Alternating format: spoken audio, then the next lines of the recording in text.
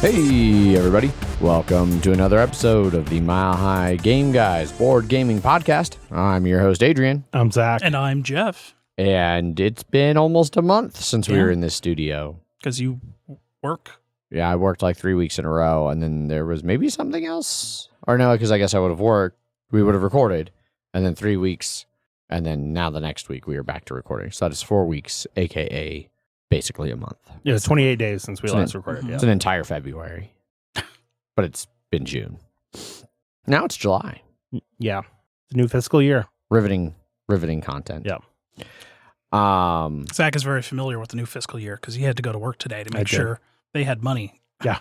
And then they let us go halfway through because... All right, we got our money. Yep. Great. Definitely couldn't have done that from home, but that's fine. Yeah, but, you know, if you did that from home, it would make it harder for them to justify maintaining an office space and the real estate that involves. Yeah, no, actually, if they had just let us work from home today, I think they would have made us work the entire day. So... See, well, there you go. Yeah. Would you rather work from home for a whole day or have a half day but have to deal with traffic? Which probably wasn't much. No, there was no traffic. Everyone took today off. Yeah. Yeah. It was clear all the way out. Yes, I also took today off. Yeah, I just had today off. But I got fucked because I have today and tomorrow off. And having only 2 days off when you work 12s sucks. That means I work 6 out of 8 days, which makes me want to shoot myself. Understandable. Trigger warning for suicide content. Those warnings are great after. Yeah, especially when you That's do how they have- work, right? Yeah. Anyway, this is a board gaming podcast. We talk about board games when we record, which is not as often as we may like. My volume was still up on my phone that was monitoring the stream. Anyway. I think everybody will collectively cheer when you get a new job, Adrian. Yes. I can't wait until I don't need to post my schedule in a chat every month so that my friends have a vague idea of what I'm doing. V wanted me to play board games with her at Thane's table, and I was like, yeah, good luck. I don't even know when my next free day is. Maybe never. No. Maybe never. Anyway, board games. So I forgot to look past this past Wednesday to see what days I was actually at games, but I think I've played. I think I've missed almost every Wednesday since we last recorded. Yes, with the exception of this past Wednesday where we were at Odell's Rhino location, and so I went there a little bit early. Paul and I played some Can't Stop, his little like bootleg homemade printed off version.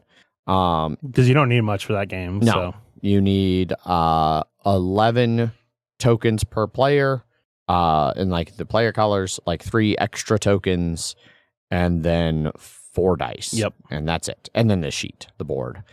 That was also the first time I played it after you guys, a game or two of you guys playing that, but that was also the first time I've played that. Yeah. So, Can't Stop, for those of you who don't know, is a dice rolling game. So you roll the 4 dice, and then you arrange them into pairs of dice. And whatever the 2 numbers on the 2 pairs that you make are, you can mark that number. You have to mark it if you haven't already. So like if I rolled a 7 and an 8, I mark a 7 on the board and an 8 on the board. And the board is 2 through 12, the normal like distribution curve of a pair of D6s.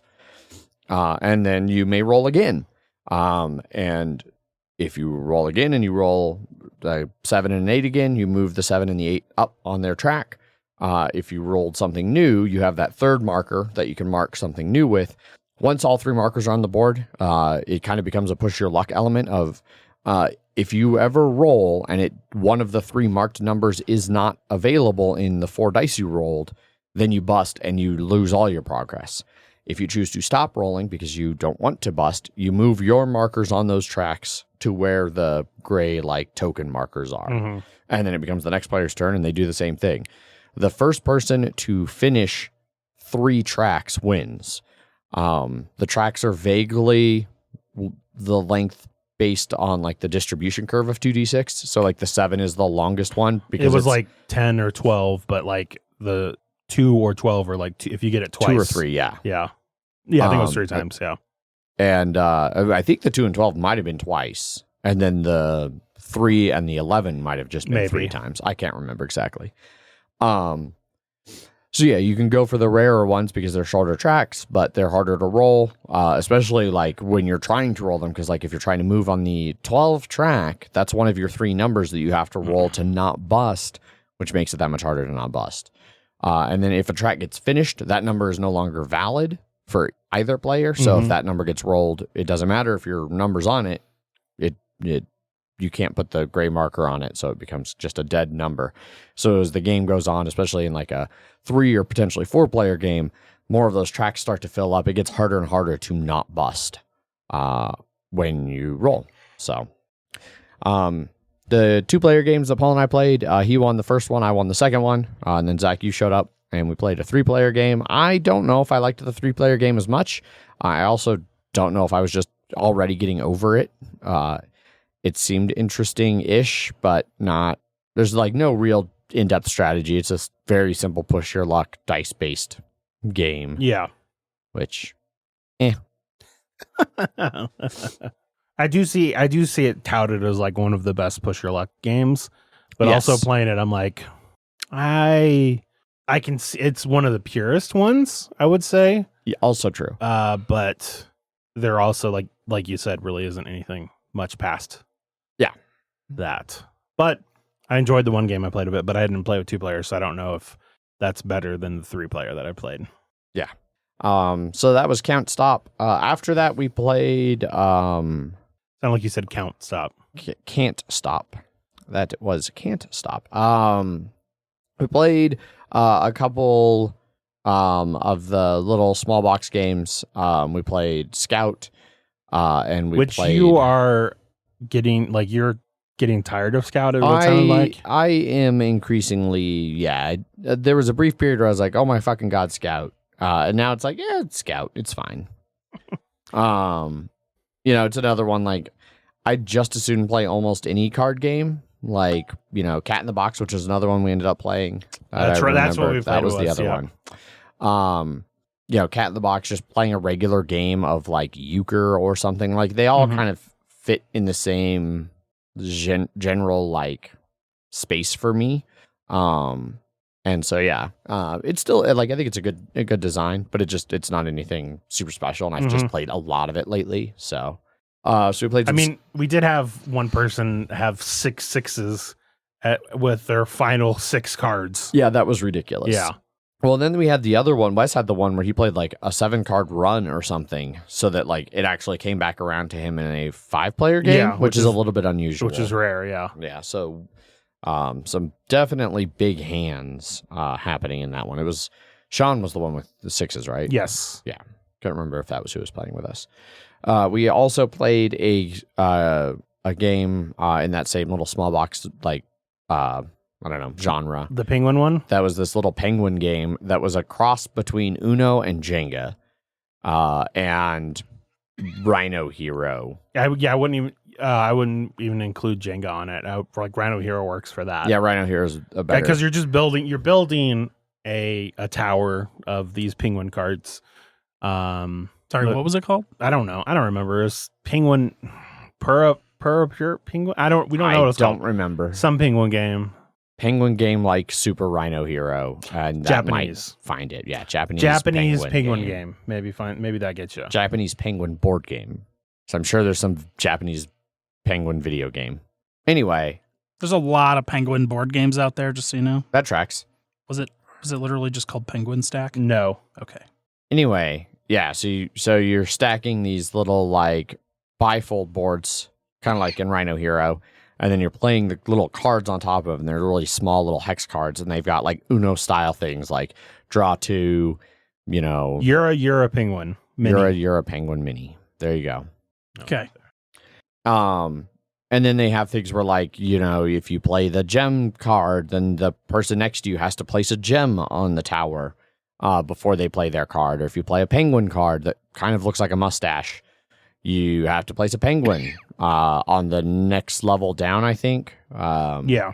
Or no, it's any level that doesn't have a penguin, or whatever level has the least penguins. And like if there's a tie, you get to choose or something like that. So the stack builds up higher and higher and gets more and more precarious. And until it inevitably collapses, and then at that point, that person's out. Whoever knocked it over, and whoever has the fewest cards, whoever knocked it over is out. And then whoever has the fewest cards remaining, they're the winner. So that's you're a penguin. Yeah, it felt very nothing when we played it, but also as the mini one, and I felt like the things were a little too small for that. The regular one did seem to be more substantial, that it could hold up to more play. Like in the same. To be fair, I haven't played the original Super Rhino, but the Super Rhino that we play that has the big cards. It seems like a better. It's just Rhino Hero and Super Rhino. That's Hero. what it is. Yeah. Yeah. So Rhino here, I haven't played the regular one, but Super one, it seems better with bigger cards. Yes. Yeah. For this one, like you're a penguin, whether even if it was the full size version, like Super Rhino Hero exists and is arguably like a game I know and would rather play. I don't know if it's better because as long as you roll at least positive, so your hero can move up. Unlike Lance, who played during the tabletop day and rolled almost all negatives. Zeros or negative ones. Yeah. Yeah, I guess, do you want the randomness of rolling, or do you want the strategic card play of Uno? That should tell you which one of those you would possibly prefer.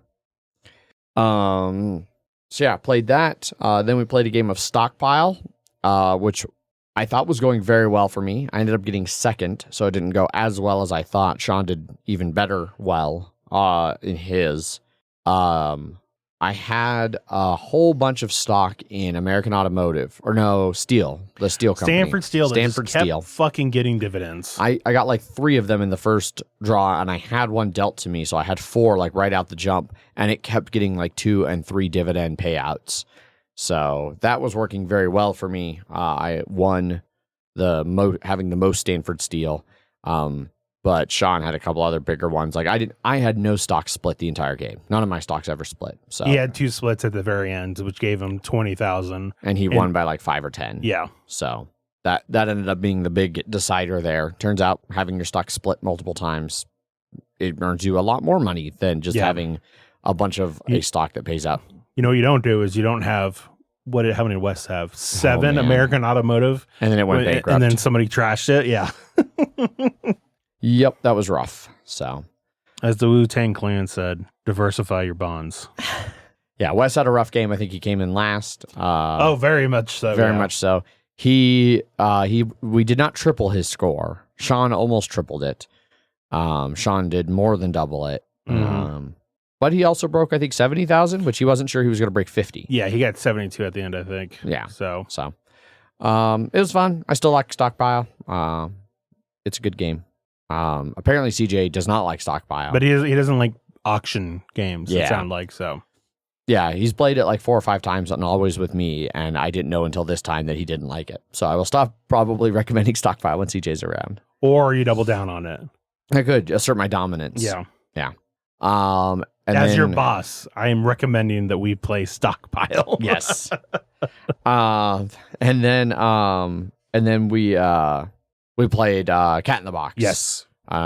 Which I thought I was doing good at, and then Zach. And then I decided to piss you off. Zach went targeted attack mode on me in a way that allowed CJ to continue to do good, and so CJ ended up winning. Here's the thing: is that it was an attempt to stop both of you, because both of you kept. You were doing a very good job on the board. By the end of the 3rd round, you guys were. You did a good job on the board, and so you were, like you said, so you were able to get a lot of points from the extra points. And so I figured out, or not figured out, but I basically was like, well, my hands don't necessarily make me have a strong like bidding hand. Yes. But I also didn't have much in terms of getting points on the board. And so I decided to just fucking lean into it, and I was like, okay, well, even if I only get 3 or 4 points out of it versus the like 1 or 2 that I would bid, if I could stop you guys from getting your needed amount of, because both you had 1, but you didn't have your second ones because you both declared 2. Correct. Is that, well, I will have you go from fucking 6 points to maybe just 1. And then And then possibly, like, I honestly, the first time I did it was sort of shooting for a paradox, because at that point it was like, well, minus 3 points, but it's going to hurt everybody else more. But Wes ended up getting a paradox right before me, so I ended up getting a bunch of points, and it didn't hurt me at all. And so I decided to just fucking do that in the second round, or the fourth round too. But then CJ was able to there was one card that was going to beat me that CJ ended up having. Yes. And I was like, fuck. I was hoping anybody else had it besides him, but I got him his second card. So then that helped him that shot him up, and it fucked you over. And so that is correct. Yeah. And so CJ won that game. CJ wins a shocking amount of games that I play with him. I might have to fire him. Yeah. You said you can't fire him. Yeah, I know. That came up. Somebody's like, Adrian, you can just fire him. And CJ just laughed really hard. I was like, no, he can't. He's a manager with no ability to fire anybody. It's just all pain. Yeah. So yeah, that's all I played. Jeff, what about you? Have you played any games in the last month? Yeah, I've played a fuckload actually. I've played like 30 games of Star Realms over the last couple weeks. Mostly on the app. Against AI or against people? Against people. Okay. The base game, Colonies and Frontiers. I never played much of Colonies or Frontiers, maybe only a small handful of times, but been playing all three of those an absolute ungodly amount, probably like 5-6 games a day for like weeks. Yeah. How's that going? How many of those did you win? To start with, I was winning a lot. In Colonies and Frontiers, it's a little bit more 50-50. Depends if I, get the cards I'm going for. Right. Or if they have like some obscene money generation where they're getting like, 8 money every time they need to buy, and there's something 8 cost to buy, and it's like, well, you're going to win. Yeah, lots of Star Realms. Played Machi Koro 2. Oh, how was that? It was Machi Koro. I think it's just dog shit at 2 players, though. Okay. Yeah. Well, I didn't know if Machi Koro 2, did anything to fix some of Machi Koro's... So it gives... Tuna Boat Mafia? Is that still... Yeah. No, it is not. I didn't look through all the cards, but I don't know if the Tuna Boat's even in there. It was an expansion one from the first game. Yeah, but Machi Koro 2 adds everything or it takes stuff from the expansions and makes a new core game. Gotcha. So you don't have landmarks to start with anymore. Oh, okay. And then the purchase row is split up between cost. So it's 1 to 7 and then 8 to 12, or 1 to 6 and 7 to 12. I don't remember exactly where the split is, but there's 2 different rows of purchase. And then you don't start with landmarks. Oh. There's a landmark purchase row. So there's different landmarks to buy from. Mm-hmm. Okay. But the game still ends when someone gets their 3rd landmark. Gotcha. But it adds in new interesting landmarks, like if all other players have at least 1 landmark and you don't, and you purchase this building, all of your future landmarks are 2 cheaper. Oh, okay. So it's like a catch-up. Gotcha. Everything else looked about the same. Iconography is bigger. Okay. It's got tags in the corners and stuff. And then when certain things say cafes make... Instead of saying the name of the card, it'll just give symbols, because a lot of the times it was vineyards, but then there was cafes, and then there was farms. Okay. So it just turns most of that into symbols instead of just words. Sure. But everything else looked about the same. Okay. I think the game just sucks at 2 players. Yeah, I can see that. Yeah, that tracks. Yeah. But if you're going to play Machi Koro, probably just get Machi Koro 2, and then you don't have to worry about Tuna Boat Mafias. I didn't see any. what about Machi Koro Legacy though? I don't know about that. Did that come out after 2 or before 2? I think it was before. Yeah. If I was a betting person, I would bet on before 2. Yeah. Before as well, or before 2. Luckily, in this case, it's the same thing. Exactly. Yeah. And then I played a game called Casting Shadows, which we talked about on Kickstarters long ago. It's kind of that Pokemon looking one where you like evolve and are using spells. It's on like a hex. You're going to have to look it up if you're going to have any idea what I'm talking about. Okay. Because you're not going to have... as soon as you see it, you're going to be like, oh yeah, that game. It's from Unstable Games. They do all of the like... I think they do all the... Unicorn. Oh yeah, that game. Yeah, see? Yeah. See, there it is. They had like the absurd copy that was like meeples, acrylic standees, and like models. Yes, I do now remember more of that. Yeah. I didn't recognize it. Unlike Zach, who recognized it from a half-loaded web page, it still took me a second more. Definitely wasn't a lie. No, it definitely wasn't. I do remember those pictures. No, yeah. I do remember the pictures. I played a couple rounds of this. Okay. It's interesting. But once again, at 2 players, not great. Okay. But so you're like different animal creatures and you roll dice that gets you resources. You spend those resources. It's like blue orbs, red orbs, blue gems, red gems. You buy spells and you just attack each other and it's just player elimination. But okay. I made 4 million. That's crazy. Well, it's from the unstable people. Unicorns, yeah. So each hex land area has like a special power, but they don't put them on the hexes. They don't put them on the board. You have to have another sheet off to the side to tell you what space you're on and what it does. Oh. Yeah. Weird. I was like, what the fuck? Yeah, that seems kind of dumb. Yeah. It's almost like they were like, well, we'll just make all this cool art and then, oh, maybe we should like make the spaces do something, and it was way too late is kind of what it felt like. Gotcha. But even just a simple sticker sheet would be good to be like, if you start your turn here, you get an extra of this resource or an extra action or whatever. All the minis, the meeples, and the acrylic standees were neat. When you evolve, you swap out your character with like a bigger version. Sure. And then one of the sides of the die is like shadow something, shadow flame. That's World of Warcraft. So, gotcha. But you get like 3 of the shadow stuff and then you evolve. And then when you get 5 more of the shadow stuff, you can use your like character's ultimate ability, which is like, and then, it's like heal 5 or do 5 or a bunch of other stuff. There's a bunch of different characters. Okay. It was okay. Cool. Once again, needs more players. Gotcha. Yeah. And then I played Kingdom Death. I was just about to ask if it was going to be the theme of the bunch of games that you were going to talk about, that they were all 2-player. No. If they were all 2-player games, that should be better at more players. We technically play at Kingdom Death more than the recommended amount of people, so it's like the opposite side. Actually. Play with 5 instead of 4. So bold. The only game I have that isn't Kingdom Death, just real quick, is I've been playing a bunch of Patchwork on my phone.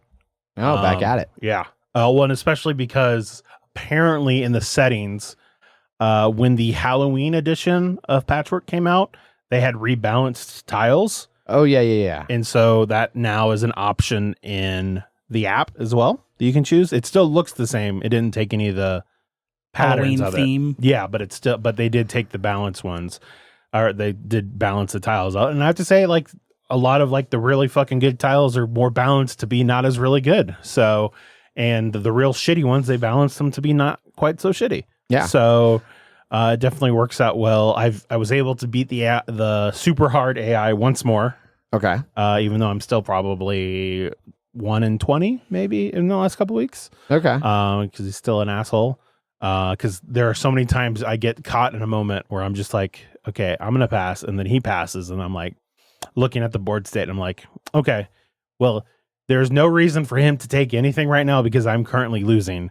And if I take anything, it's going to make him win more. Fuck. And so it's always sucks to get caught in those weird things. There is now, they switched the 0 cost pieces that I keep forgetting about. And so I'm like, aha, I've got him trapped in this thing because he doesn't have any money. And then I realized, oh, fuck, that 0 piece is up there. And I didn't think about it. So, yeah. But I'm usually 10 to 15 points behind him, but I did win once. So nice. I felt good about that. Awesome. Congratulations. Yeah. He sucks. That tracks. All right. So Kingdom Death times. Oh, we actually we played a couple more games of Clank Legacy as well. Oh, okay. Yeah. We've got 2 games left of the campaign. Yeah. We had in our most recent meeting game was interesting. Words. I don't know a good way to describe session. I mean, it was a session, it was a mission, but I don't know a great way to describe it. Mm-hmm. Especially without saying anything specific. Yeah, so you probably shouldn't. No, it was a good session. So Okay. yeah. Cool. I won all of the things in that one. Nice. I think I'm the only person that's gotten all of the objectives.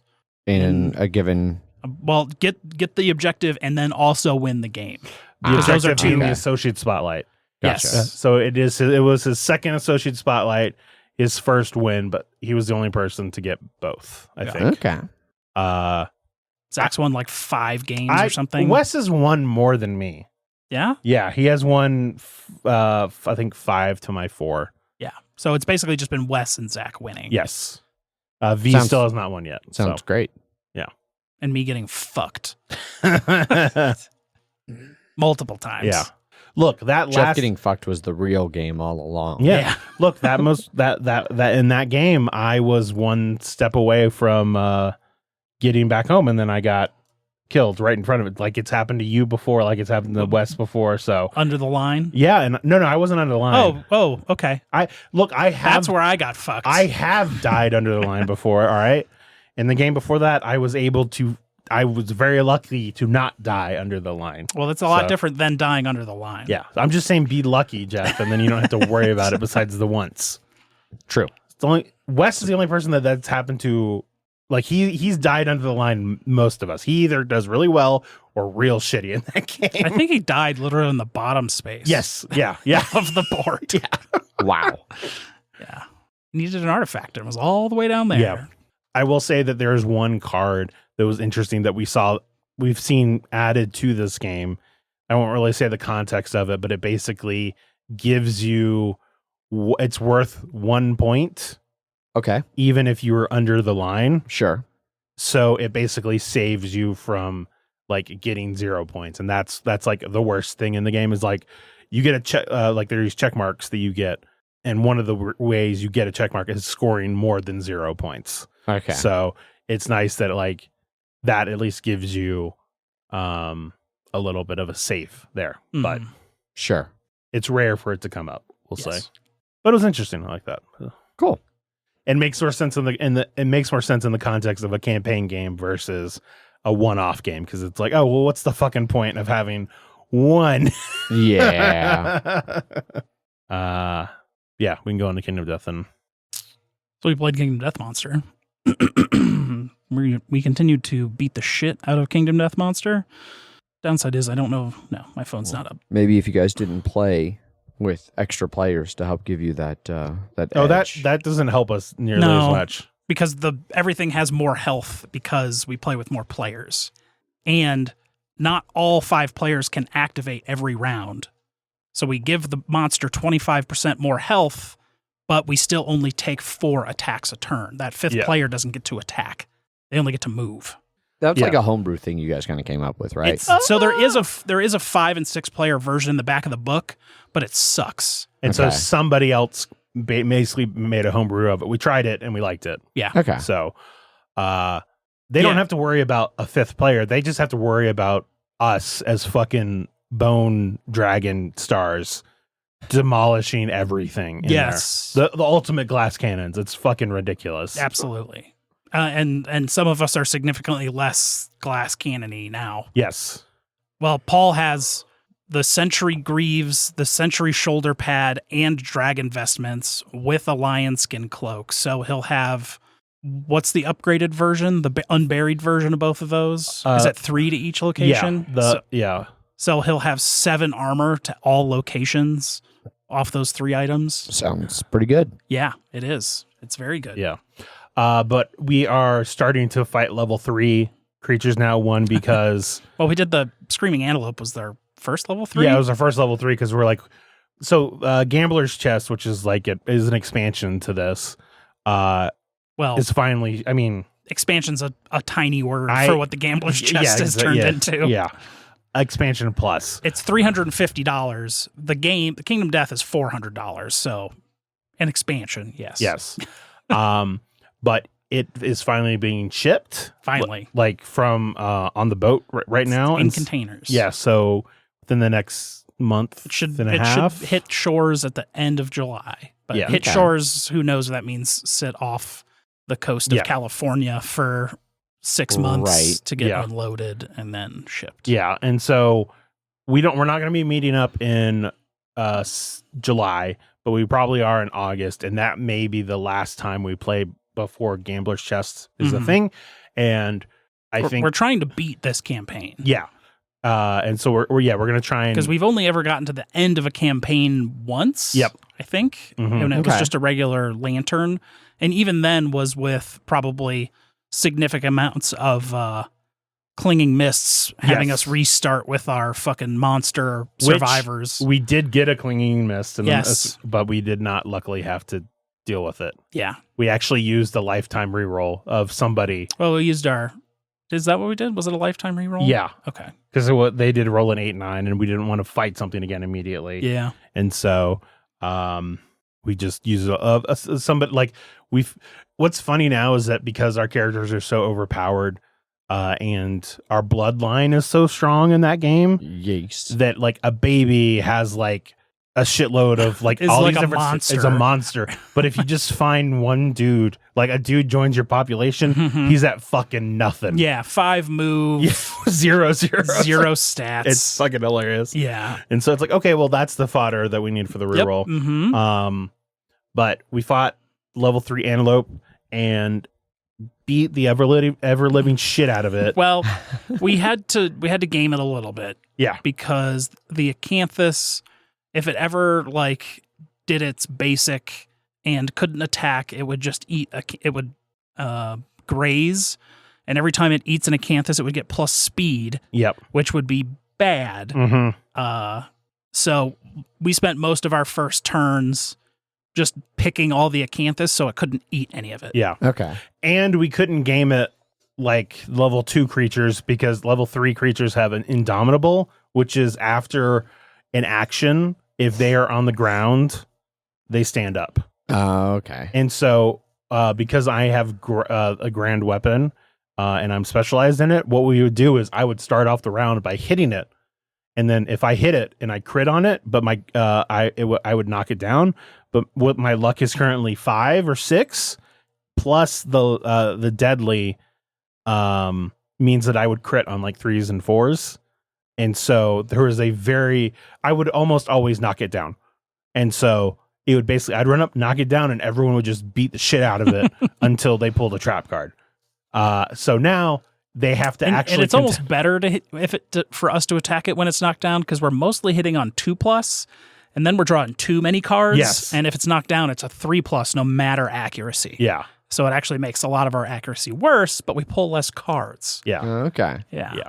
Unless you're Eric, in which case you just did like 13 damage in that one time. Yeah. And then I was like, "Hey, Eric, you were monster controller. You couldn't attack that whole time, just so you know." Yep.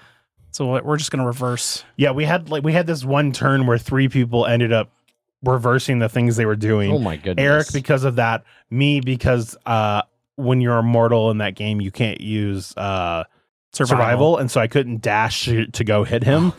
Even though I can move 9, it wasn't enough. And then somebody else for something, I think. But yeah. But we beat him, and we got it. So because you switched to your you had already mastered Fist and Tooth. And, yes. And then I hit Sculptor, which let me not Sculptor, Storm. No, I hit Sculptor to make a clone, but the clone doesn't have Sculptor loses Constellation. Yeah. And then became Storm. Yeah. So I took my Storm person out to become a Spearmaster because we found a bone spear that we could use. Bone spear is ready. It's actually called a scrap spear, but it has the bone keyword, so we can use it. Because we wanted the Lance of Longinus that the legendary or the level 3 antelope screaming antelope will drop. But we had some insanity issues with people at well over 20 insanity, and if you defeat the antelope and you have 20 or more insanity, you die. That seems not great. No. So we had to like have Thursby keep getting run over by the antelope and like pulling the trap to like get his sanity down because he would take a bunch of sanity damage.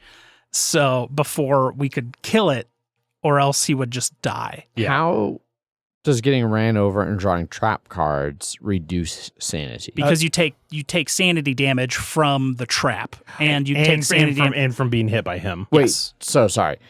So you need to have under 20 sanity, so you need to be less sane to survive. If you're too sane, you die. If you're too insane. No, it's insanity. Insanity. You're insane, but it's if you have 3 or more, because it's not actually called sanity. It's what is it called? I'm fucking blanking on it now. But if you have 3 or more, you are insane.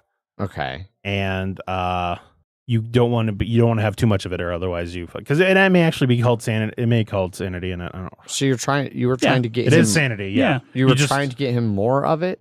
No, it's called insanity. Yes. Okay. So he had 20 points in insanity. Okay. He had like 25 and points in getting insanity. ran over and trampled somehow. You take brain damage, which goes to your insanity. Yeah. And if you keep taking, because the more insane you are, the more you can soak up all of the insane bullshit that's happening to you. Yeah. But that number goes down like armor. Yeah. Okay. Yeah. You're using your insanity as a shield against the insane bullshit. And him hitting. And he would do sanity damage for things around him. And then also when he hits people from his like running, when he collides with you, he would do sanity damage. So, I didn't realize that it was like almost like a resource he was spending. Yeah. Yes. And one of the disorders you can have is immortal. And if you're ever insane, any bodily damage you would take, you just take it from your insanity. So if I had 20 insanity, I could take 15 hits, and then I would just go to my head. Yes. And then he would just be at 5 insanity. Yeah. Okay. Yeah. And if you run out of insanity, you go insane. Then you start lose? taking actual damage. Oh, okay. Yeah. But then you then have to roll on the serious, not in serious injury. There's a brain damage serious injury table. Yeah. Okay. Which you can die from. Yeah. Okay. And a bunch of other stuff. Cool. I think I'm with you guys now. Yeah. But we are, like you said, we're getting close to that. We're going to be next round or the next year. We are fighting level 3 throne guy. Tyrant. Thank you. And then I think there's after that, there is a finale thing in like 2 or 3 years past that. Yeah, I think at 20, I think we get the finale. Okay. But I don't know if that's the end. Yeah, it's hard to say because most of these campaigns go like 25 years. So I don't know if 20 ends the campaign because the people of the Lantern campaign changed, and I never played it in the before times. But where it would end at 20, but then they added this one ends at 25. Okay. Yeah. So we have 19. Year 19, we have Tyrant level 3. And we're at 19. Yeah. So then there's the story event, the Tomb for the Dragon King, and then 25 is Death of the Dragon King story event. I think we've gotten to 20 before. I don't remember ever fighting level 3 Tyrant because I feel like you were saying that Clinging Mist usually quote unquote takes us out more than anything else. Maybe I'm thinking of a previous story event because he counts how many people with constellations we have. And have we had that event? Yes. Okay. Yeah. That's the not Conviction. Unveil the Sky, year 10. Okay. I think. Yeah, I don't remember. Yeah. That was probably that one months wasn't constant. Yeah. Well, whatever. It doesn't matter. So soon we'll get to see what the end of the People of the Stars is.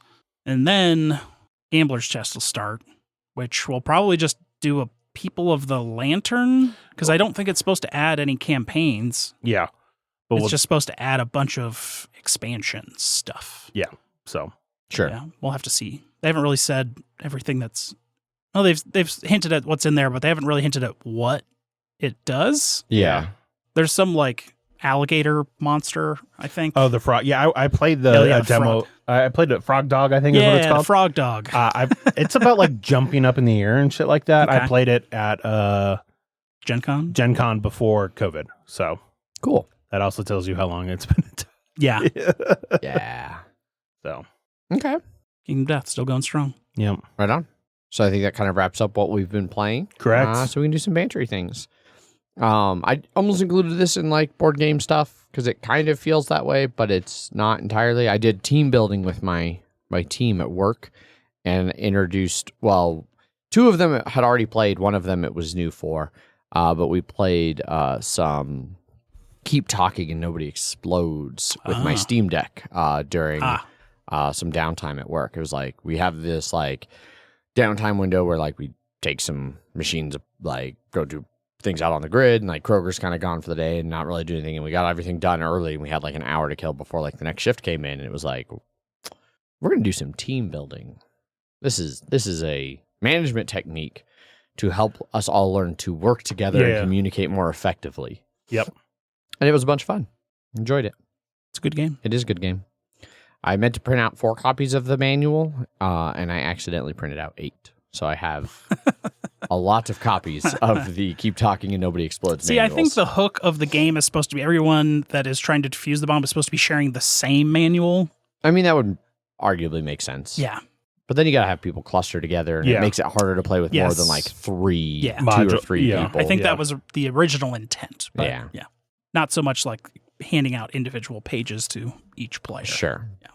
Well, I think that's why one of the times that we played, like, we gave people stacks. Like, all right, you're in charge of wires. All right, you're in charge of buttons. You're in charge of dials. And it's supposed to be this, binded notebook that you're supposed to be frantically flipping pages to try and find what you need. Pass. Yeah, we blew up enough with 3 people having their own booklets. Yeah.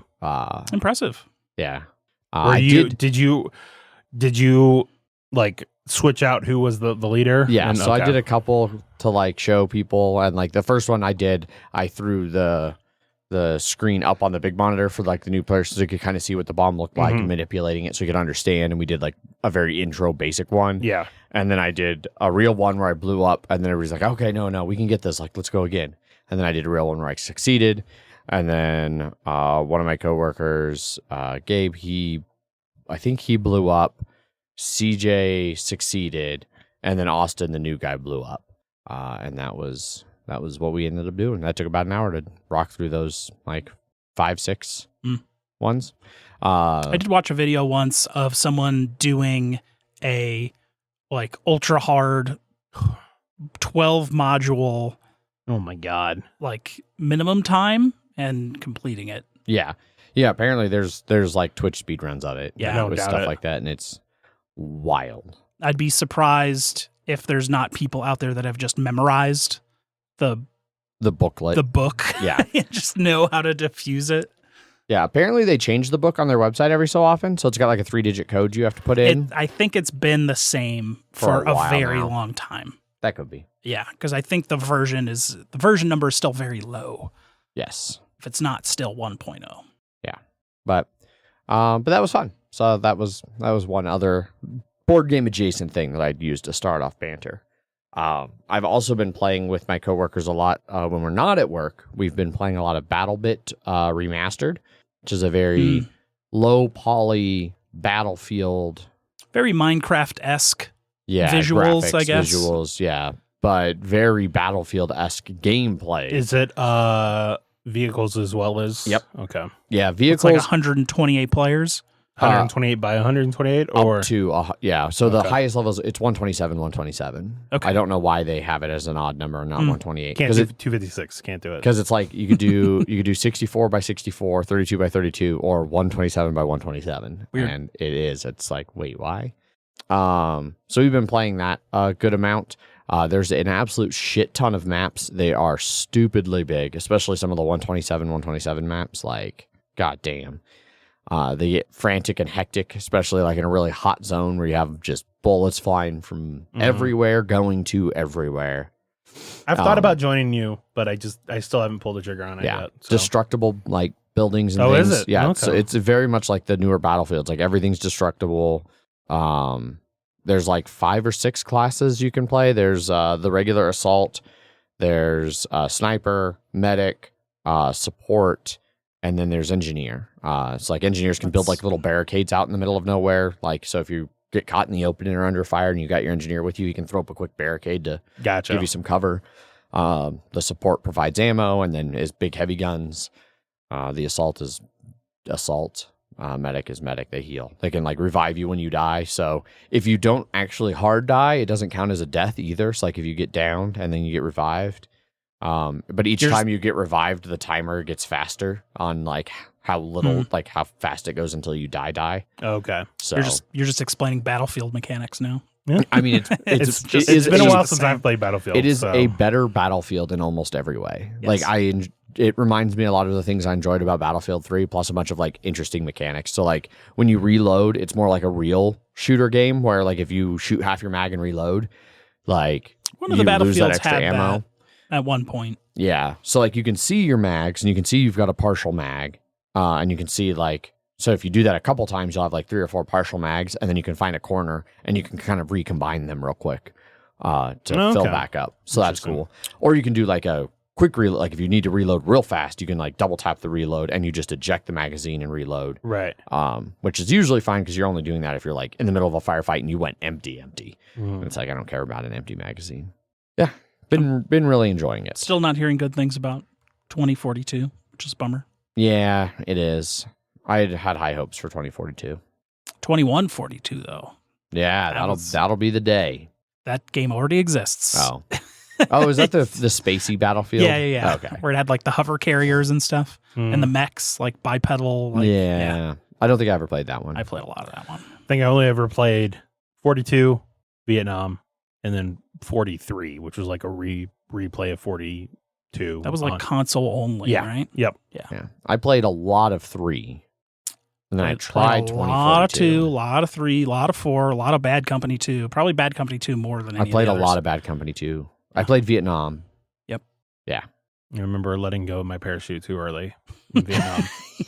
Me and my friends took helicopters as high as we could and then jumped out and immediately hit parachute. And then we're like, well, here, this is where we are for 5 minutes. Ooh, and you know, there was a lot of fog. So I was just sitting there and it's like, oh, okay. Yeah. Vehicles, I don't love how the vehicles handle. That is one of the few things I don't like. How do they handle? So like driving a Jeep, and maybe there's a button that I haven't found yet to change your viewpoint that would make it easier, but like driving in like the Jeeps or the Hummers or whatever, like the steering wheel, like you have very limited field of view, and it just feels like it swings wildly as you try to turn. So like you're just all over the goddamn place. And then like in one of them, I was piloting a boat, and it's got a big machine gun on the front, and one of my teammates got on that big machine gun, and then all I could really see was his back. So I was like, all right, cool, guys. I have no idea where I'm going, so this would be awesome. Nice. But yeah, I'm really enjoying it. The like Machi Game Guys Discord crew had been playing some subs, which is Barotrauma. Barotrauma. Zach, you've kind of bowed out of that one after the one play. I played it twice. All right. Twice. Yeah. But I've been really enjoying that one. That was a lot more fun than I thought it would be. It's a shockingly deep game, like in terms of like you can wire things up like crazy and do all kinds of like crazy shit. And you're in the ocean, yeah. Literal deep and metaphorical deep. Thanks for explaining that, Adrian. You're welcome. But yeah, so I've been enjoying Barotrauma, and then I even played a little bit of Deep Rock Galactic the other day with one of my coworkers. That's still real fun. They just had the new season launch on it. And then I've been playing a lot of Cyberpunk. So night shifts, I play a lot of video games. Because it turns out when you're awake from 7 p.m. to 7 a.m., most of the rest of the world is not. And so actually, when you're... Most of the rest of the world is probably awake. Yes. Depends on your hemisphere. Yeah, my local world is not. Most of the people around me are not awake, and so I play a lot of video games. There was some stupid show that got canceled after one season where everyone saw the future. Flash forward? Was that what it was? Is the one where it's like six months in the future, and then they were but everyone like passed out for like 2.5 minutes or something like that across the flash entire forward, world. Yeah. But like if you're in the middle of driving a car when this happened, or a pilot on an airplane, was not great. Yeah. But it happened in the daytime in the US, and the other side of the world, everyone was asleep. So like one whole hemisphere was like totally fine. Yep. But all of the US was totally fucked. Yeah, that tracks. Yeah. It was a stupid show. Yeah, it wasn't great. Yeah. It was trying to be Lost. Oh. It came in that time of like, this is going to be the new Lost. And then everyone was trying to figure out what they were seeing and why they were seeing it. And he was like trying to follow this. He saw this corkboard of this case that he closed forever ago, and someone was trying to kill him, and he was trying to figure out why he was investigating that case again and why someone was trying to kill him. And Sure. Yeah. And then a bunch of people saw nothing because that means they died. Because that means they died, and then they were just fucking doing heroin and raves every night because it doesn't matter because they're going to be dead in the next 6 months. Yeah. Flash forward was dumb. Seems dumb. Mm-hmm. Finished Silo. Speaking of TV shows, Silo's not dumb. Silo's real good. Mm-hmm. I like Silo. You guys seem to have liked it in that thread. Yes, we did. Have not watched any of it. Yeah. Looking forward to season 2, seeing where some things go. And Megan knows all of it, right? Megan, yes, knows basically all of it. Yeah. Depending on if they change some things later. Like there's some things that are in it that she said were not in the books at all that are like just made up for the show. Mm-hmm. So there's enough interesting new things. And then I guess it was a long time ago that she read it. So a lot of it's like, oh yeah, I didn't remember that. Yeah. So that's cool. That is cool. Yeah. Any other bantery things from you guys? Still playing a shitload of Zelda. Getting close to the end of 95 hours, I think. Are you like roughly You mean you're 100%ing it? No. At 95 hours, you're getting close to half. Yeah, in terms of like story wise, I'm like I can go beat Ganondorf now. Okay. But there are still some side quests I want to do before I do that. But I don't want to like. There's 1 or 2 things I want, but one would involve getting all of the shrines done, and that's still 40 something more I need to do. Sure. And I'm like, What do you get for finishing all the shrines? it's some armor set thing. Oh, okay. That has you look like a Zonai, like looks like you look like one of them now, or some weird thing like that. I think. But that's more. A lot of that's effort. a lot of effort. Yeah. But still very good game. Enjoying it. Nice. Yep. I've been playing Dave the Diver. Oh yeah, I saw you guys were playing that the other day. You guys? Me? There were 2 people playing it when I was. There was multiple people on your friends list playing it. That's what you're saying. Yes. Yeah, it's not a. It's not a multiplayer game. Okay. I assume when I saw 2 people on my. It's like because it was somebody else that like we play games with occasionally. Was it Thursday? It might have been. It's a very conglomeration of different mechanics of the game. It's like a restaurant management. You're diving into the ocean to get fish for the sushi restaurant, and then there's like weapon upgrades and like a collection thing, and like you're having to hunt down specific things for specific dishes for like restaurant critics that are coming in. And Okay. Is it at all like Moonlighter in that regard? I think so. Because like Moonlighter, you're like a little shop owner who then at night goes and ventures into the caverns to fight monsters. Yeah, and get significantly loot to sell. less action. Oh, okay. The diving part is about most of it, but it's usually like you hit your weight limit and then have to go back up. So Okay. Then you said upgrade weapons. Like, are there like sharks and things that are trying to eat you yeah, that you have to have weapons? But then you can get like non-lethal fish capture stuff. Okay. And then there's a like Pokedex that like thing, and and the Ash Ketchum like character, he's like old and fat comes, but he's got the like red hat and blue jacket thing going on. Oh, nice. And he's explaining to you the Pokedex mechanics, but he calls it something different. And then you start going, it's like, oh, it's like that. And he's like, don't say the words. You can't say those words here. But yeah. That's cool. Yeah. But if you capture them live, you get like 3-star. So you can get tranquilizers and net guns and stuff. So it's not all just guns. Okay. But if you have to go down and like fight a shark for a certain dish, you would want to take something gun-like. That makes sense. But you need like a lot of materials to upgrade. I'm like, holy shit. It's a lot.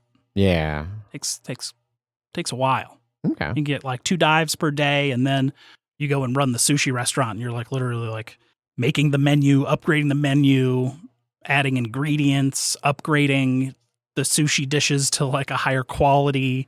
Then you're like running food and pouring tea and beer, and it's like a little beer pouring mini game. Interesting. Yeah, it's just like a zillion mechanics. Okay. But it's fun. It's good. Interesting. Sounds neat. It is neat. Nice. And I'm just waiting for the first season of Diablo to start because Yeah, it resets. sure. One of my friends is playing a lot of Diablo these days. Yeah. I still need to play that. But then I also want to play Final Fantasy 16. And I'm like, I'm not going to have time for anything. Nope. No. Yeah. Well, I'll probably finish Cyberpunk just in time for the expansion for that to come out. Although that's a significantly shorter game than Diablo or Final Fantasy, I'm sure. Yes. It's real good, though. I'm what are you greatly playing it enjoying on? I'm playing it on PC, but I use Steam Big Picture mode and my controller on the couch. Okay. I tried mouse and keyboard when I first got it, and I didn't love the controls. And switching to a gamepad was like, oh yeah, no, this is great. Mm. I What really graphics like card do it. you have again? 3060 Okay. Ti. Neat. Yeah, which I saw that like the 4060s are on sale for $300.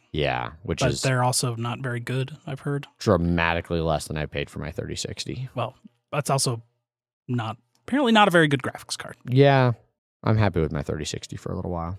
Yeah, I'm still happy with my 2070 Super, but 4080 is going great. I'm sure it is, Jeff.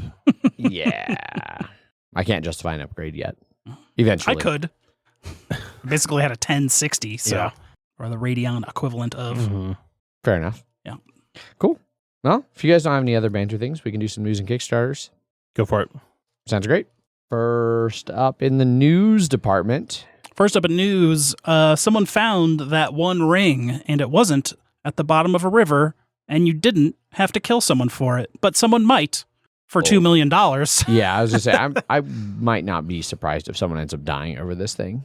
So I didn't even know this was a thing. The universes beyond Lord of the Rings, Tales of the Middle Earth booster packs have a 1-of-1 card. I think we've talked the about One this Ring. in the Have past. we? Yes. I definitely did not remember. So yeah, people had been like buying shit tons of boosters and things trying to find it. And somebody finally did. And hopefully they managed to spend less money buying it than what it is they're going to get for it. Yeah. I haven't seen a lot of other details about like who it was. It is anonymous currently. Yes. Yep. Then they wanted to stay that way for right now, at least. I mean, I would too. Because again, I'm wondering, people are crazy. I doubt it's just some random person. It was probably someone that Willy Wonka fucking chocolate factory purchase pallets and pallets of the cards to just try and find it. I would suspect. Because Well, 'cause even if you're How much was the one box? like $400. Yeah. So, I mean, spend, 6 figures on trying to get the card 10 Yeah. times your investment minimum. Yep. So, because Dave and Adam's Card World, who first broke the news that it had been found, they had offered a $1 million bounty for it that needs to be claimed by July 17th. And then there is a person in Spain who has a bid in for $2 million for And it. home cooked paella. And a home cooked paella. Is that part of it? The sweeten the deal, yeah. I have a paella pan, but I've not made paella. Yeah. 2 million, a trip to Valencia, and tasty Valencian paella. But now that the card is found, like, who's going to really buy the collector's packs unless you're really just looking for Yeah. general cards to play with? And the value of a lot of the cards are probably going to be significantly lower just because so many packs have been opened and out there, and like how many people are actually even going to care about the cards they opened and just get rid of them. Yeah. Sell them. Yep. So it's been found. I'm sure there'll be more information about that as time passes. But Jeff, you'll never know. Maybe like Willy Wonka and the Chocolate Factory, it was actually a fake. And then you open up your one to just get a little piece of candy, and then you realize you had the one ring. Yes. There you go. Yeah. You should go buy some more packs just in case. Just in Or case open the ones you have first. There was a significant amount of people faking that they had gotten it before. Oh, yeah. Before this one, but I think there's picture proof of like an actual like sealed version. I think it was like 9 mint or something. Yeah, like that. it got a 9.0. Yeah, it's the only one in existence. Yeah, that tracks. Yeah. I don't know what makes it a 10, but who knows? It's still in the pack. It's only Somehow. theoretical. Yeah. Theoretically, it could be anything. Yeah. Last up on news, Kickstarter's blockchain thing. Remember when they were going to do that? Well, now they're not because it was dumb. Yep. So, they had been exploring opportunities to alleviate challenges they are facing, but they're not committed to moving to blockchain or doing anything specific there. They're still open to exploration and experimentation, but wants to do it in a way that feels tested, collaborative with our community, and considerate of the experience they want from Kickstarter. To that end, they started a community advisory council. This was announced back in March 2022. So they, it was a bunch of people chosen from its community of creators, and they advised them on a bunch of things, including the shift away from blockchain or not going that way. And then they also announced through this whole thing that, they felt that was successful enough that they're going to do another year of the Community Advisory Council. Applications are due by July 18th, and you get $5,000 for doing it. And then you get to put it on your resume that you served on a committee advising Kickstarter. Sure, that's worth something, Yeah, it's almost like they found out that the whole blockchain shit was a scam. Yeah. And yeah. It's like no one's talking about it anymore. Now everyone's just talking about AI. Yeah, which also probably going to turn out to be a scam in an amount of time. Yes. Just scams all the way down. Mm-hmm. Moving on to actual Kickstarters, Yes. crowdfundings. I forgot to look at GameFound, but That's fine. that's fine. First up is Shipwrights of the North Sea. Yes, you heard that right. Shipwrights of the North Sea. Redux. Yes. Very well funded, $206,000 of its $14,000 goal, about 2,400 backers. A week left to pledge this one, which I think is about $87 in American money. So does Redux mean second edition in this case? It sure doesn't. It means the base game wasn't good. We weren't going to fix it, so we just made a new game. Yes. but kept the name. Yes. Like a ship that has been badly made. They just took all the insides out, put in new insides, and still calling it the same ship. Yeah. Yeah, you got a real Shibbolethesius thing going on here. Or Theseus. I don't know. Someone can tell Theseus. you. Yeah. There's one way I've heard it before and one way that's wrong. I think it's Thesis. That sounds the most accurate. Tharsis was what was the lady that went to jail? Elizabeth Holmes. And Martha Stewart. both correct answers. both white blonde ladies. So yeah. But only one of them is friends with Snoop Doggy Dogg. So maybe. Also, at the very least, well, I know with Martha Stewart he is. I don't know about Elizabeth Olsen. Friends with Elizabeth Holmes. I don't know. Not Olsen Holmes. Yes, sorry. Not Olsen. Although she may have gone to jail at some point as well, but for significantly less serious crimes. Anyway, so they're redoing Shipwrights of the North Sea. They have a whole thing down here about the Redux version. It's an entirely new game. It shares thematic elements and player goals from the original. The core gameplay has been completely rebuilt to create an experience much more in line with what fans of Garfield games have come to expect. The goal, as is often the case, is to be the player with the most victory points. You gain points by constructing longships and buildings, recruiting Jarls, attracting heroes, and collecting gold. You play over 5 rounds where you'll draft village cards, manage your resources and your workforce, and set apart your settlement as the most glorious amongst all the clans. So this was his first game designed back in 2014. Which is probably why it was the worst of all of them. That's fair. Yeah. And why it's been redesigned. Yes. I wonder how the Rune Saga will campaign that you're supposed to do with all 3 games. I haven't played any of the combined campaign stuff, but I think they're supposed to add mechanics or something into the game you play for the campaign. Yeah, I don't know. I didn't see anything about it mentioning the Rune Saga on the Kickstarter page. So I don't know if I saw anything either. I didn't remember seeing anything. Rune Saga does not show up anywhere in a Control F of the document. But it's possible the Rune Saga just doesn't do much. Also true. Yeah, because I haven't played it, so I don't know. Yeah. Big note here, they're not doing a pledge manager, so you need to finalize your pledge with all add-on items before the campaign ends. Yeah, so there's a bunch of different additional options on this campaign. That's why, okay. So they're doing like the game and then the metal coins, but then they're also doing a big box for explorers, which I guess never got a big box treatment like Raiders and Shipwrights and all the West Kingdom games. But now the South Tigris games are coming in that size box, so you don't need to buy a bigger box later. Gotcha. That's good. Yeah. And then they're selling sleeves for Raiders and all 3 West Kingdom games. So if they're on the shelf, they'll look all the same. Yeah. So they have an image here of without the box sleeves, how they look, and then with the box sleeves. Yeah. And yeah, the Raiders is probably the most noticeably different. Architects and Paladins are improved in their readability. Yes. They're very busy. Yeah. Yeah, so it's going to be the 3 West Kingdom games and Raiders that get a sleeve, and then you will all look nice on the shelf. Yeah. If looking nice on the shelf is something That's you care about. literally all it's for. Yeah. I guess they won't be redoing Explorers.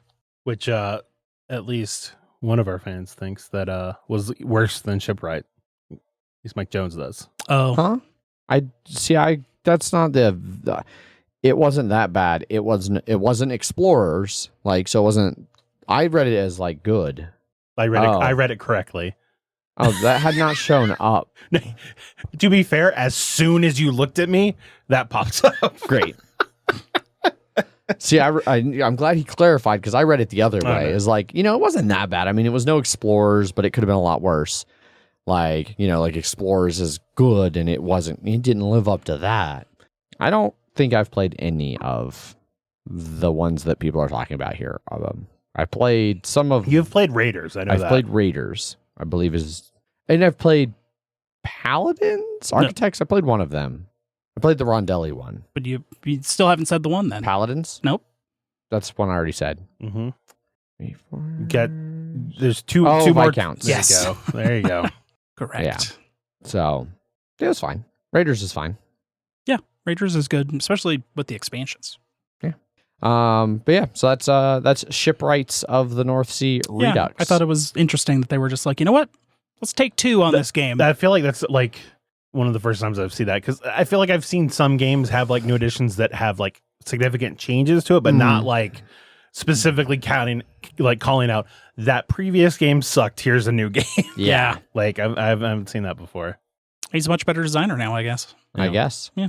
Or at least he thinks so. Yeah. I think he's fucking fairly well shade on him. Yeah, Jesus. I think he's pretty well regarded, pretty successful. I never said he's not. This is heavily implying it. Next up, I'm heavily implying that maybe he was fine back then too. I doubt that's your ability. That's actually what I intended. Well, that's not what came out of your mouth. Anyway, last up on Kickstarter, we have Crossbows and Catapults. Very well funded, $700,000 of its $100,000 goal, 5,555 as the time I wrote this down, backers. 1 week left to pledge for its most popular pledge of about $145. Yeah. So this is the latest from Restoration Games. Do they mention what game it is restoring? Like, was it called Crossbows and Catapults? From the 80s, I would assume. Yeah, I don't know. That's a good point. This classic 1983 game. So yes, I knew it was from the 80s. Yes. Tricky shots to kinetic mayhem. Now with more dynamic castles. So they've got a cool little GIF here of like how you can use these same parts to make a bunch of different types of castles. Stick them all together in weird different ways. Thousands of possible builds with Fortress War. And then they've got a bunch of weapons. here that work in different ways. The base ones are a crossbow and a catapult. I would call them war machines. War machines, which also could be a weapon because it says the classic weapons, revamped weapons. No more rubber bands. Yeah. Trebuchet is not just a weapon, sir. Well, the trebuchet is part of the Arsenal weapons cache expansion, but it does still say it's a weapon. But yeah, so the base ones are the crossbow, which is a little pinchy, springy one, and then the catapult, which is similar to a catapult. It's got a cool little like screw to adjust the angle, which I think is pretty cool. And then they've got a ballista and a trebuchet as the more advanced versions. See, the trebuchet seems to work a lot like a catapult, and that's just not accurate. Well, I think it's because it's hard to really do that. It should have a 1-to-1 plastic counterweight to launch the plastic pieces. It does have a big old... It has a little dangly thing, but I doubt that's there for more than just... I would not be surprised if that was 1-to-1 weight to the to the little plastic tokens you're launching. You're not launching boulders here, Jeff. I don't know about that. Why don't you order it, Jeff, and then you can look at it? No? Never would I. If it shows up at a Gen Con library, yes, but what was that one that we played? The Catapult Feud? Yeah. It seems similar to that, but yes. There's actual dudes on a board, which like they're about moving them around. Yeah. Catapult didn't have that. It seems like you shoot from where your people are, so you use your people to move around. So on your turn, you have two actions, move and fire. You can do both. You can double up, so you can move twice. I don't see anything about like, distance that you move. It's right up there. You move an arrow's worth. You move, yes. And you have to then stand on an angle. And then knock down all the enemy warriors and their general to win the game. So in theory, I think you have your general hiding back behind your castle. Which then, I don't know if you can like just flank around the wall so you don't have to go through it. I don't know. Yeah, I mean, it looks like there's a deck of cards like that other game had. Oh, yeah. Yeah. Mercenaries, special ammo, epic events, all kinds of things. Gotcha. And what are the add-ons for it? Castle Battle is the base one. It's $30. It's a very small castle build. The catapults and the two crossbows. Fortress War is a little bit bigger castles. It's $90 for like three times the building power. Yeah, so they word it. Okay, so it's like $90 for the base game. Basically. Yeah, so you get 18 additional pieces to each castle, so 36 total. You get goblins, dwarfs, black ammo pieces. And then 18 new tactics cards. The Builder's Bounty add-on gives you a bunch more blocks to build even bigger, crazier castles. 42 new castle pieces total. The weapons cache has that trebuchet and that ballista. Specific faction bags so that you can just keep everything in your little bag. Gotcha. And then that seems to be everything. Okay, so the Warlord bundle has everything. Yes. So, okay. For $145. Hey, free shipping. Yeah. It's not They've got bonus loot. So far, they've unlocked new event tactics cards, 2 blank cards, or I don't know if they have actually unlocked this yet. 2 extra bricks in Builder's Bounty and destruction decals that you can stick on your things to make them better. Bonus loot 2, getting more cards, more bricks, more decals. 3 new building stuff. 4 has not been unlocked. So those first 3 have all been unlocked. Number 4 is not unlocked yet, and that's going to have, again, more cards, more turrets, and then it's going to actually have cardboard terrain. So gotcha. Okay. And that looks like that'll be the last one of these stretch goals. It looks like the soldier piece is just to where to put your war machine, and you can't put it any further forward than that character is. Yes. Gotcha. Yeah. Okay. But you can place it anywhere. Hence no movement range. Oh, so you can just move him way the shit. You just place it on your side of the board and then put a war machine next to it. Yeah. Which, I mean, since destroying your soldiers is part of the game, if you move too far forward, it makes it really easy for you to get killed. Lose a soldier. Yeah. But yeah, that's crossbows and catapults. Cool. That's the last of the news and Kickstarters. Yes, it is. For today. I didn't see any listener feedback, but I also did not actually check. So, let's see here. It's been about a month. It's been about a month, so there's a chance. And Loading. people have had plenty of time since the last episode was I have released. this one on Discord from Boyd from June 14th. Listening to the latest podcast. Still enjoy listening to y'all. Thanks for the entertainment. Laughed good during the Fast and Furious rundown. Oh. Which Ant is currently hate watching through. Yes. Spite watching. Yeah. Yes. Yeah, I mean, it is. Yeah. It is bad. Yeah. And Adrian, I don't know if 10 is worse than 9, but watching 7, 8, and 9, I kept feeling like it was like 6, 7, like basically from 5 to 9, it was like, because like 5 is still like the pinnacle for me of those movies. 6 is worse than that. 7 was worse than that. 8, I wish it was, at 9 was even worse. Like that, like it's been a very steady downward trend. That seems to be my experience as well. Although I will say, Shaw. Jason Statham. Yeah. He was a good addition to that, but then he was the better Meg when he's 2 star, Yes. Jason Statham. Mm-hmm. Can't wait Yeah. to watch Meg 2. I never watched Meg 1. Oh, you're missing out. Oh, there's a big shark in it. But there isn't very big shark. But there isn't Sam Jackson, so it's no Deep Blue Sea. No, nothing True. is. Shark ate me. The motherfucking Fucking shark shark. ate me. Speaking of, first 2 episodes of Secret Invasion were first one was meh. Second one I thought was better. Okay. So, I might watch that tonight or tomorrow. but I also haven't felt any need to be like, oh, it's Wednesday morning, let me fucking watch. Yeah. 3 in the morning. Yeah. Yep. I'm kind of that way. Witcher also came out on Netflix, and I haven't really watched it. I never watched Black season Mirror. 2. Well, the which I've one watched- for me because I watched some Black Mirror. Yeah. I did enjoy the episode I saw. it's the last season with Henry Cavill as him though, so I'm like, I don't need to like binge through this already. I can let it marinate a bit. So I think you can just wait for him to patch out the bugs or something. Or yeah. I mean, maybe if it's long enough, they'll be like, you know what, Liam Hemsworth. This is weird. I'm not usually the one correcting Zach on people's names. I'm at like 3 or 4 hours of sleep, so maybe you shouldn't do that. Get more sleep, buddy. I went to bed at 11:45 and my brain was just like, nope, you're just gonna toss and fucking turn for 3 hours. This is what happens. Indeed. But yeah, no listener feedbacks. So Yep.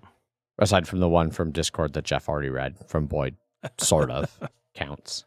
It was from the last time we recorded a fucking episode. So Yeah. He technically left a comment on now boarding after the now boarding part of our review in BGG on our guild after MHCC, because that was when he played now boarding, and he was like, "This was fun." So we had a BGG post too. There's 2 months ago at this point. I appreciate you commenting and engaging, Boyd. Yes, someone's got to do it. Might as well be. On that note, if anybody wants to engage with us, you can send us emails. Emails at milehighgameguys.com. You can find us over on Twitter, where I tweet under at MHGameGuys. Zach_MHGG. Jeff_MHGG. At least for however long that continues to last. Yeah, if you can even access Twitter at this point. Yeah. Make us one of your 600 posts a day. That would require us posting. Damn. Our critical flaw. Yes. More importantly, in the show notes of wherever you are listening to this episode, there should be a link to the Discord channel. And if not, you can send us an email or hit us up on Twitter and we'll send you it. But join our Discord. We got a bunch of different channels in there. We've migrated from Slack to Discord. It's better in some respects, worse in others. I'm less active, but not active. And we do a lot of video gaming over there. I feel like the video gaming is more cohesive now that everybody's on Discord, because they can just see like, oh shit, people are in the video or the voice chat. That's the word. The voice, all the very cohesively named voice chats. I love the names of the voice Right? chats. Yeah.